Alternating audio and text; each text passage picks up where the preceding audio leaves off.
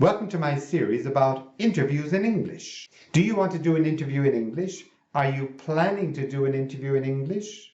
Do interviews in English make you anxious? Do they make you nervous? That's totally normal, especially if English is not your mother tongue, if it's not your first language. But there is a solution. The key is preparation, preparation, preparation. Practice, practice, practice. Today we're going to look at two typical questions that interviewers always ask. And we're going to look at possible answers for these questions.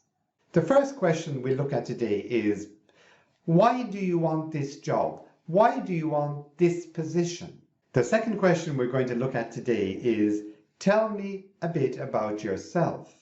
Let's take the first question. Why do you want this job? Why do you want this position? And let's see how you can answer the question.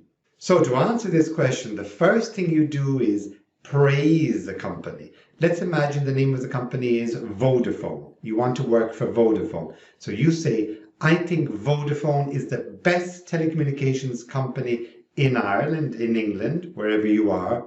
And that's why I really want to work for this company. And then you identify what you can bring to the company and how working for the company will benefit you, how you will grow working for Vodafone. And you must also identify ways that you will be able to contribute to the company in the day-to-day operations. Name and identify your talents, your skills. And to answer the second question, which is, tell me a little bit about yourself, here a good idea is to give a general description, an overview of yourself and your life, your personal life and your professional life.